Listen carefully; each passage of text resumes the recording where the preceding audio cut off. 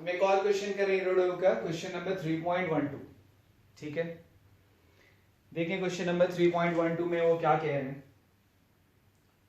A thin non-conducting ring of radius r has a linear charge density lambda is equal to lambda naught cos phi, where lambda naught is a constant. Phi is the azimuthal angle. तो linear charge density यानी charge पर unit length कितना दिया उन्होंने, lambda naught cos phi, where phi is a where lambda naught is a constant and phi is the azimuthal angle. Find the magnitude of the electric field strength. First part at the center of the ring. Second part on the axis of the ring as a function of distance x from the center. Investigate the obtained function at x much greater than r. मैं इसमें खाली second वाला part करूंगा, ठीक है, सिर्फ second वाला part करूंगा। देखो एक रिंग ले लें,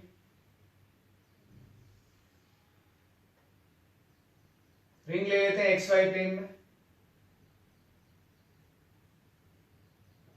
ये एक्स एक्सिस ये वाई एक्सिस। और अब मैं तुम्हें सबसे पहले एजिमुथल एंगल एक्सप्लेन करता हूं। सपोज करो यहां पे हमने एक पॉइंट पी लिया, अगर हमने यहां पे एक पॉइंट पी लिया या पॉइंट कुछ भी ले लिया, एस लिया,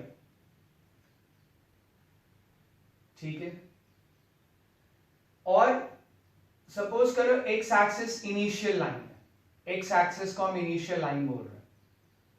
क्या वाई एक्सिस को इनिशियल लाइन बोला जा सकता था? बिल्कुल बोला जा सकता था। क्या किसी और इस तरह से डायमीटर खींच के इस लाइन को इनिशियल लाइन बोला जा सकता था? बिल्कुल बोला जा सकता था। तो मैं कह रहा हूं कि मैंने एक्स एक्सिस को इनिशियल लाइन लिया और एक पॉइंट है एस, पॉइंट एस को तुम सेंटर से मिलाओ, पॉइंट एस को सेंटर से मिलाओ, रेडियस आर है इसका, पॉइंट एस को मैंने सेंटर से मिलाया, ये रेडियस आर है। तो पॉइंट एस को जब तुम सेंटर से मिलाते हो एक रेडियस बनता है, तो वो रेडियस है ना, इनिशियल लाइन से जो एंगल बना रहा है, वो रेडियस इनिशियल लाइन से जो एंगल बना रहा है उसको हम लोग क्या बोलेंगे? Azimuthal angle. क्या बोलेंगे उसको हम? Azimuthal angle. हो रहा है पॉइंट क्लियर? आ रही बात समझ में? तो एजिमुथल एंगल मैंने एक्सप्लेन किया है, तुम एक बार वीडियो रिवाइंड करके दोबारा से सुन लो कि एजिमुथल एंगल क्या है। अब वो कह रहे हैं कि जो चार्ज लीनियर चार्ज डेंसिटी है, जो लीनियर चार्ज डेंसिटी है वो lambda is equal to lambda naught cos phi है। लीनियर चार्ज डेंसिटी मतलब चार्ज पर यूनिट लेंथ। तो क्लियरली डिफरेंट पॉइंट के लिए एंगल फाई अलग अलग होगा, एंगल फाई अलग अलग होगा तो लैम्डा नॉट की वैल्यू अलग अलग आएगी। तो ये यूनिफॉर्म रिंग नहीं है, this is not a uniform ring. Point clear है? ठीक है, चार्ज यूनिफॉर्मली डिस्ट्रीब्यूटेड नहीं है। ठीक, अब जब ये पॉइंट ऐसे है, देखें जरा इसके कोऑर्डिनेट्स निकाल लें। ये r cos फाई होगा और ये r sin फाई होगा। तो इसके कोऑर्डिनेट्स, s के कोऑर्डिनेट्स आ गए r cos phi comma r sin phi, x coordinate r cos phi, y coordinate r sin phi, r sin phi और z कोऑर्डिनेट 0, क्योंकि x y प्लेन में z coordinate क्या होगा? 0। अलग अलग जगह पे चार्ज अलग अलग है। तुम रिंग का डेरिवेशन याद करो, रिंग के डेरिवेशन में हम पेयर ऑफ चार्ज लेते थे, डायमेट्रिकली ऑपोजिट एंड पे, और पेयर ऑफ एलिमेंट के ऐसे फील्ड लिखते थे, वो फील्ड किधर आता था? Along the axis. यहाँ पे अलग अलग जगह पे चार्ज अलग अलग है। क्लियर है ये? तो यहाँ पे पेयर ऑफ चार्ज लेके काम नहीं हो पाएगा, और हो भी पाएगा तो उसमें काफी ज्यादा मैनिपुलेशन करना पड़ेगा। क्लियर है ये? रिंग वाले में हम क्या करते थे, रिंग का डेरिवेशन तुम रिवाइज कर लो, क्या करते थे कि हम दो एलिमेंट लेते थे, डायमेट्रिकली अपोजिट पॉइंट पे पेयर ऑफ चार्ज बन जाता था, तो दोनों का फील्ड इस तरह से आता था कि एक्सिस के परपेंडिकुलर वाला कैंसिल हो जाता था और एक्सिस के अलोंग वाला फील्ड बचता था। तो हर पेयर की वजह से इलेक्ट्रिक फील्ड की डायरेक्शन किधर आती थी? Along the axis. Her pair की वजह से इलेक्ट्रिक फील्ड की डायरेक्शन किधर आएगी? Along the axis. हो रहा है पॉइंट क्लियर? यहां पे अलग अलग जगह पे अलग अलग चार्ज है, यहां पे पेयर ऑफ चार्ज लेके काम उतने अच्छे से नहीं हो पाएगा। क्लियर है ये? अच्छा, पेयर ऑफ चार्ज लेते से फायदा क्या होता था? हर पेयर ऑफ चार्ज का electric field along the axis आ जाता था। हर पेयर ऑफ चार्ज का electric field along the axis आ जाता था, इसलिए हम क्या करते थे? पेयर ऑफ चार्ज का फील्ड निकालते थे। इनफैक्ट फील्ड नहीं, फील्ड का मैग्नीट्यूड निकालते थे। और क्योंकि हर पेयर ऑफ चार्ज का इलेक्ट्रिक फील्ड सेम डायरेक्शन में है, इसलिए रिजल्टेंट इलेक्ट्रिक फील्ड निकालने के लिए क्या करते थे? मैग्नीट्यूड को ऐड कर देते। आई बात समझ में? यहां क्या है? यहां पे पेयर ऑफ चार्ज है ही नहीं, क्योंकि चार्ज हर जगह पे अलग अलग है। आई बात समझ में? तो यहां पे पेयर ऑफ चार्ज लेने का उतना फायदा नहीं होगा। तो यहां पे एक एलिमेंट मान लो हम यहां पे लेते हैं, कहां पे? एस पे। हमने एक एलिमेंट कहां पे लिया? एस पे। मान लो एलिमेंट पे चार्ज कितना है? dq। एलिमेंट पे चार्ज कितना है? dq। अब हर एलिमेंट की ऐसे इलेक्ट्रिक फील्ड की डायरेक्शन अलग अलग होगी। हर एलिमेंट की ऐसे इलेक्ट्रिक फील्ड की डायरेक्शन अलग अलग होगी, तो मैग्नीट्यूड को ऐड कर नहीं सकते। मैग्नीट्यूड को ऐड कर नहीं सकते, ठीक है? पेयर ऑफ एलिमेंट लेके काम यहां पे होगा नहीं। तो यहां पे हम क्या करेंगे? यहां पे इस एलिमेंट की वजह से जो हम इलेक्ट्रिक फील्ड लिखेंगे, वो इस एलिमेंट की वजह से जब हम इलेक्ट्रिक फील्ड लिखेंगे, ठीक है, फील्ड निकालने के लिए, ठीक है, जब हम इलेक्ट्रिक फील्ड लिखेंगे तो इलेक्ट्रिक फील्ड का मैग्नीट्यूड खाली नहीं लिखेंगे, उसी हम इलेक्ट्रिक फील्ड को वेक्टर फॉर्म में लिखेंगे। इलेक्ट्रिक फील्ड को किस में लिखेंगे? वेक्टर फॉर्म में, जिसमें मैग्नीट्यूड और डायरेक्शन दोनों होगा। अब जब इलेक्ट्रिक फील्ड खुद ही वेक्टर फॉर्म में है, तो वेक्टर को हम इंटीग्रेट कर देंगे। आई बात समझ में? मैग्नीट्यूड को इंटीग्रेट नहीं कर सकते, मैग्नीट्यूड को इंटीग्रेट नहीं कर सकते, ये मैं कई बार बता चुका हूं। अगर हर एलिमेंट की ऐसे इलेक्ट्रिक फील्ड की डायरेक्शन अलग अलग है, तो एक एलिमेंट का मैग्नीट्यूड निकाल के फिर मैग्नीट्यूड को इंटीग्रेट नहीं कर सकते। लेकिन ये जरूर कर सकते हैं कि एक एलिमेंट की वजह से इलेक्ट्रिक फील्ड वेक्टर फॉर्म में लिखो, और वेक्टर सम तो कर ही सकते हैं। यानी एक एलिमेंट की वजह से मैं इलेक्ट्रिक फील्ड वेक्टर फॉर्म में लिखूंगा और फिर इंटीग्रेट कर दूंगा, यानी वेक्टर सम करूंगा। वेक्टर को इंटीग्रेट करना मतलब वेक्टर सम। क्लियर है ये? आ रही बात समझ में? अब तो वीडियो रिवाइंड करके ये सारा डिस्कशन एक बार जरा फिर से सुन लो, ठीक? तो चार्ज पर यूनिट लेंथ वेरिएबल है, lambda is equal to lambda naught cos phi. हमने एक एलिमेंट यहां पे ले लिया पॉइंट एस पे। मान लेते हैं वो एलिमेंट सेंटर पे कितना एंगल सबटेंड करता है? डी फाई, ठीक है? तो उस एलिमेंट की लेंथ कितनी हो जाएगी? उस एलिमेंट की लेंथ हो जाएगी रेडियस इनटू डी फाई। उस एलिमेंट पे चार्ज हम लिख सकते हैं, उस एलिमेंट पे चार्ज क्या आएगा? चार्ज पर यूनिट लेंथ इनटू लेंथ। क्या आ गया उस एलिमेंट पे charge?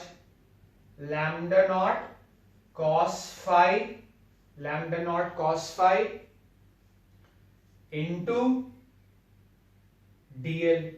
Lambda is lambda naught cos phi into DL, and DL is R into D phi. तो हमने उस एलिमेंट पे चार्ज लिख लिया। अब मैं इस एलिमेंट की वजह से जिस पॉइंट पे फील्ड निकालना है, उस पॉइंट पे फील्ड लिखूंगा।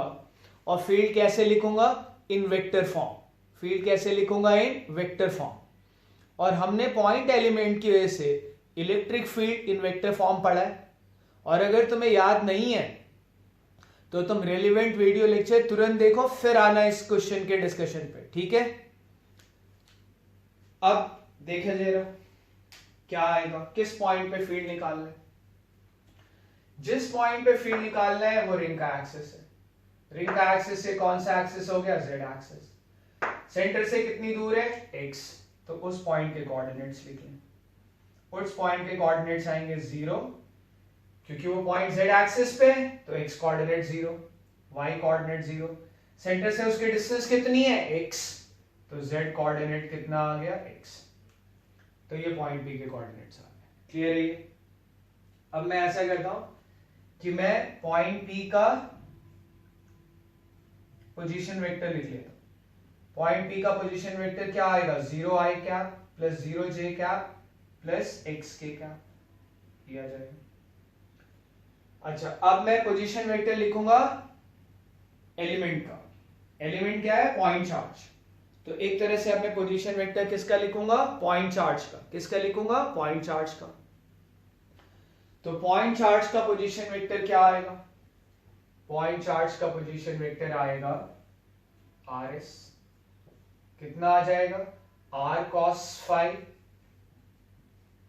आई cap plus R sine phi J cap. ये आ गया पॉइंट एस का पोजीशन वेक्टर। आ रही बात समझ में, हो रहा है पॉइंट क्लियर? ठीक है, तो अब मैं इस पॉइंट एलिमेंट की वजह से इस पॉइंट पे पहले इलेक्ट्रिक फील्ड लिखूंगा इन वेक्टर फॉर्म और फिर इंटीग्रेट करके मैं टोटल फील्ड निकालूंगा। तो क्वेश्चन में जो फिजिक्स का पार्ट था वो तो इतना ही था, अब बाकी तो वो इंटीग्रेशन है। क्या आएगा, पॉइंट एलिमेंट की वजह से इलेक्ट्रिक फील्ड लिखें, क्या होता है 1/4 पाई epsilon not, 1/4 pi epsilon not charge upon charge से जिस पॉइंट पे तुम फील्ड लिख रहे हो उसके डिस्टेंस का क्यूब। ये कितना है, रेडियस, ये कितना है, एक्स, राइट एंगल ट्रायंगल बना, ये आर है, ये एक्स है, तो चार्ज से इस पॉइंट के डिस्टेंस जहां पे हमें फील्ड लिखना है कितना आएगा, under root of R square plus x square, distance का क्यूब। आया समझ में, डिस्टेंस का क्यूब जब वेक्टर फॉर्म में लिखते हैं तो यहां डिस्टेंस का क्यूब आता है, इनटू क्या आएगा, इनटू आएगा जिस पॉइंट पे तुम फील्ड लिख रहे हो उसका पोजीशन वेक्टर, जिस पॉइंट पे तुम फील्ड लिख रहे हो उसका पोजीशन वेक्टर, माइनस जिस एलिमेंट की वजह से जिस पॉइंट चार्ज की वजह से फील्ड लिख रहे हो उसका position vector, r s vector. आ रही बात समझ में, हो रहा है पॉइंट क्लियर? तो जरा देखें डी वेक्टर क्या आ रहा है, D vector 1/4 pi epsilon not into dq, dq is lambda naught cos phi r d phi, 4 pi epsilon naught under root of r square plus x square, dq is lambda naught r cos phi into d phi,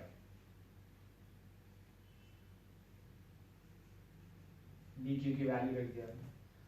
और अब मुझे क्या लिखना है, अब मुझे लिखना है p पॉइंट का पोजीशन वेक्टर जो कि कितना है, x के कैप, x के कैप माइनस क्या लिखना है, पॉइंट जो एलिमेंट है जो पॉइंट चार्ज है उसका पोजीशन वेक्टर क्या आएगा, उसका पोजीशन वेक्टर आएगा r cos phi i cap r sin phi j cap.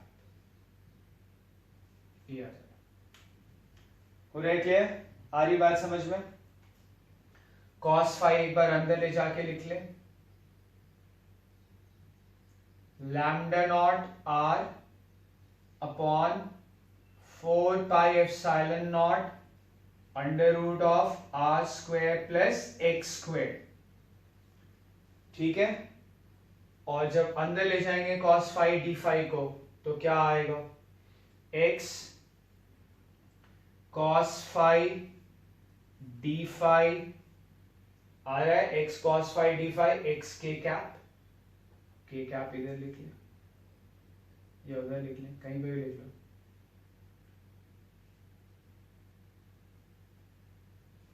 और क्या आएगा minus r cos phi into cos phi, तो minus r cos square phi i cap into D phi, ठीक है। और क्या आ रहा है, cos phi into D phi minus r sin phi, तो minus r sin phi cos phi j cap into D phi, ये मैंने लिख दिया है, बस कुछ नहीं किया है, cos phi d phi को मैंने अंदर मल्टीप्लाई कर दिया, cos phi d phi को हमने क्या किया है, अंदर मल्टीप्लाई कर दिया। आ रही बात समझ में, cos phi d phi को हमने अंदर ले जाके मल्टीप्लाई कर दिया। पॉइंट क्लियर हो रहा है? ठीक है। अब हम इंटीग्रेट करके रिजल्टेंट इलेक्ट्रिक फील्ड निकाल सकते हैं। तो इंटीग्रेट करें, इंटीग्रेट करेंगे पर क्लियरली तुम देखो यहां मैं थोड़ा स्पेस क्रिएट कर लूं, डी वेक्टर का इंटीग्रेशन ई वेक्टर आ जाएगा।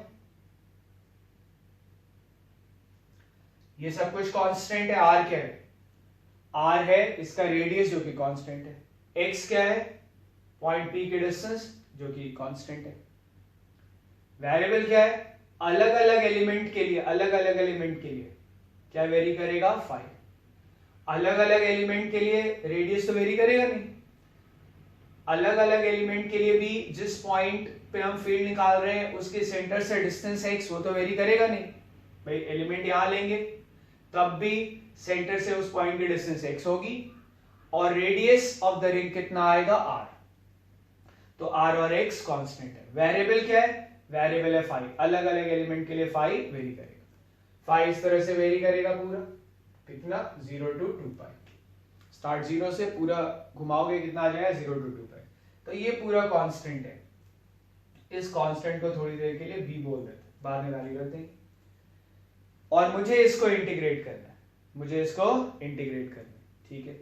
ये है क्या, देखा जाए तो इंटीग्रल के कैप पहले लिख लेता हूं,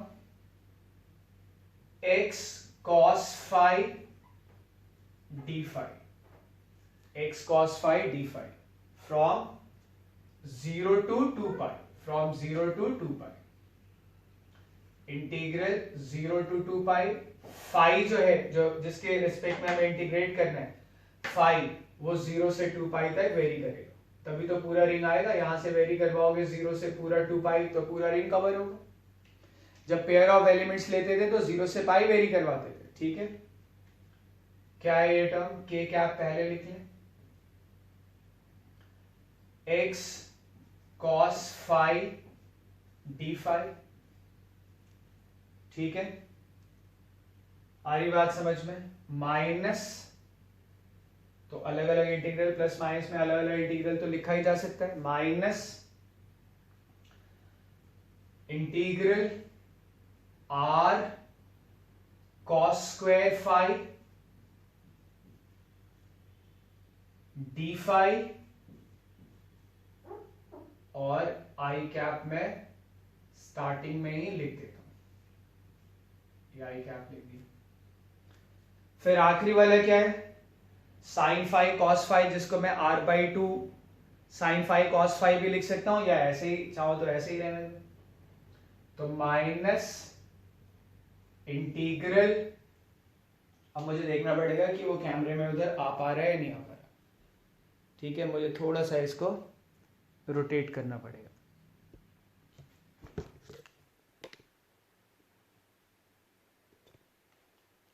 ठीक है।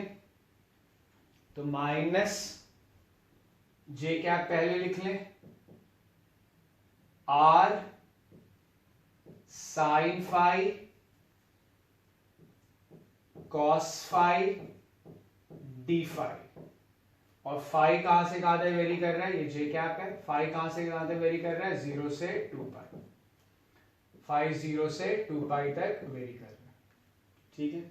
अब इंटीग्रेशन करना है, कर लेंगे, इंटीग्रेशन हमें अच्छे से आता है, इनका इंटीग्रेशन अच्छे से आता है, पूरा इंटीग्रेशन अच्छे से नहीं आता। x कांस्टेंट है, अभी बताया था, k कैप क्या है z एक्सिस की डायरेक्शन, वो भी कांस्टेंट है, क्या आया, ये b तो पूरे से मल्टीप्लाई हो रहा है ना, इसको मैंने b माना था, ये पूरे से मल्टीप्लाई हो रहा है, तो ऐसे ब्रैकेट लगा दे पहले, क्या आया फिर b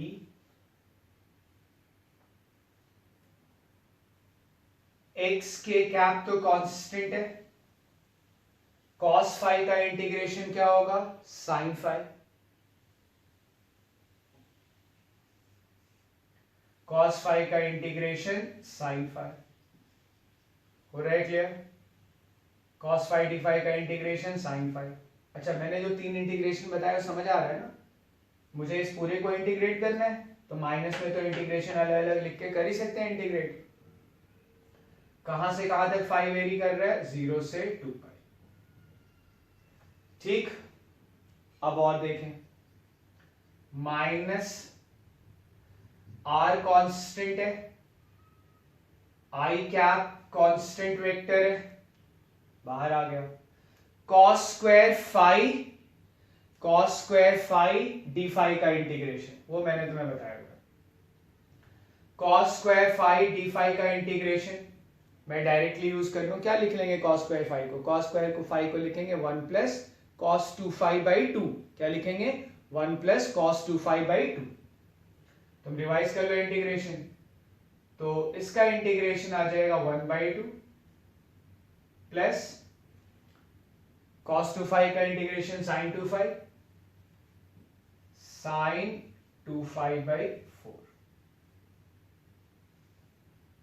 0 to 2 पाई, आ रही बात समझ में।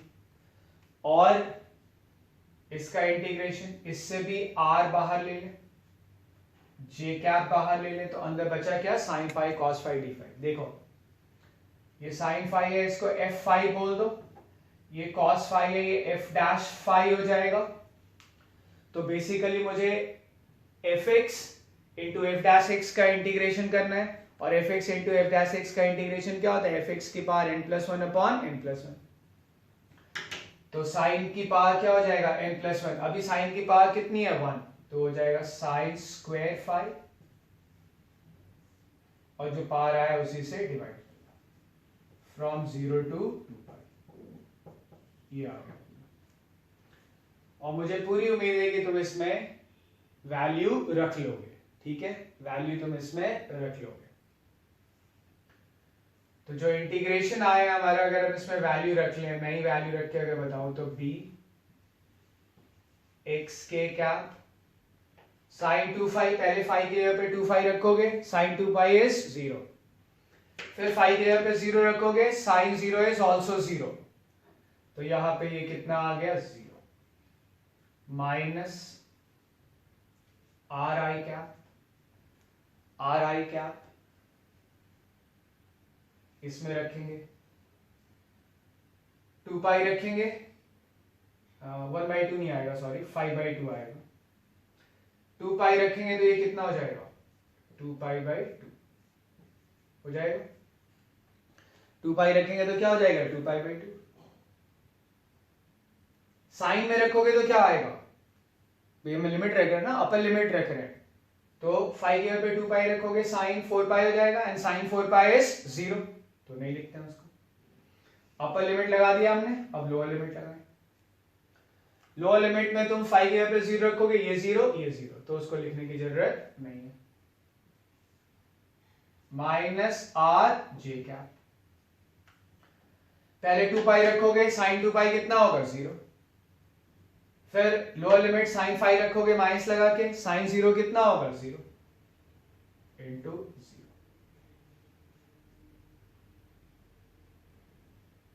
0, तो जो हमें इलेक्ट्रिक फील्ड निकालना है, ये वाला टर्म के कैप वाला 0 हो गया, जे कैप वाला 0 हो गया, बचा क्या खाली आई कैप वाला, तो इलेक्ट्रिक फील्ड वेक्टर क्या है B, and what is B, this, ठीक है। थोड़ा सा एक एरर तो हो ही गया था, पर ये सारा एरर तुम्हें माइंड नहीं करना चाहिए, जैसे ये क्यूब था, मैंने क्यूब नहीं लिखा इनमें, तुम लिख लो यार, ठीक है। तो अब B की वैल्यू रख दें, B हमने इसको कहा था, क्या आएगा ये, lambda naught R upon 4 pi epsilon not R square plus x square के अंडर रूट का क्यूब, अंडर रूट का क्यूब तो मैं पावर 3/2 लिख सकता हूं, तो मैंने b की वैल्यू रख दिया पहले, और b इसमें तो ये तो 0 ये 0 है, b इसमें मल्टीप्लाई होगा, ये है क्या 2 से 2 कैंसिल हो गए, तो ये दरअसल है क्या minus pi R I cap, क्या है ये minus pi R I cap, तो क्या आ गया इलेक्ट्रिक फील्ड, इलेक्ट्रिक फील्ड आ गया lambda naught are square pi are square, lambda naught pi are square upon lambda naught pi are square upon 4 pi epsilon naught are square plus x square. अच्छा pi से पाई काट ही नहीं यार, क्या है lambda naught are square, पाई से पाई काट दिया,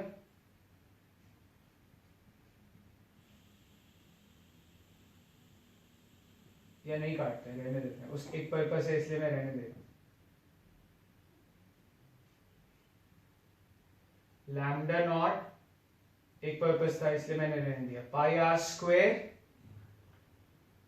4 pi epsilon naught are square plus x square raise to the power 3/2 minus I cap. Minus I cap तो क्या बताता है उसकी डायरेक्शन, माइनस आई कैप क्या बताता है उसकी डायरेक्शन। बात समझ पा रहे हैं, किसकी डायरेक्शन, ऑब्वियसली इलेक्ट्रिक फील्ड की डायरेक्शन।